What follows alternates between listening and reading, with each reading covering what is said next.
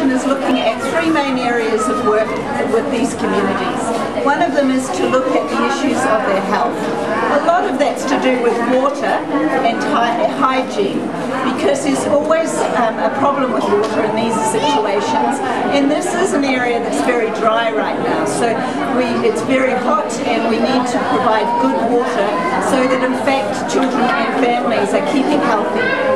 The other area we're looking at is to find services, medical services, to get doctors and nurses into this area as soon as possible so that they can access those essential health needs that they have. And many people are complaining of health problems but just cannot travel the distance in order to get that help.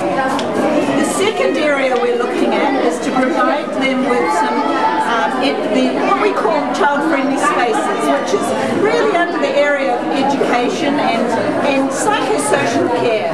We're looking at just trying to provide a space for children, girls and boys, where they can gather together and where they can get back into some routine and where they can meet one another and play. And of course a child's work is play, and that's something that's important for children to have that time together, particularly when they're under stress.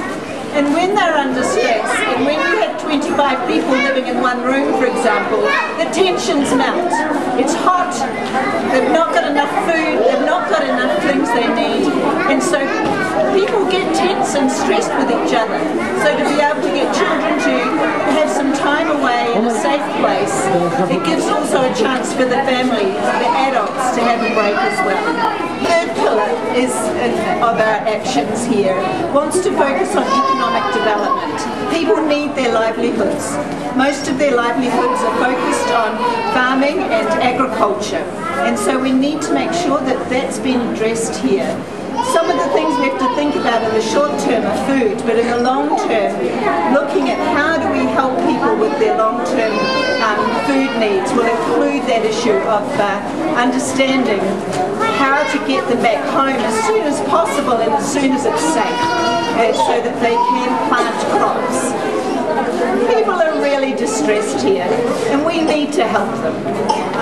I can't believe how many 2 million people, for me, it's half the population of New Zealand, moved in a time frame of 1 month. And they are living in camps, but most are living with these host families. These people are incredibly generous to these displaced people, but the stress for both the families and those who've moved is intense. So anything you can do to help is so important. We need all the help we can get. Thank you.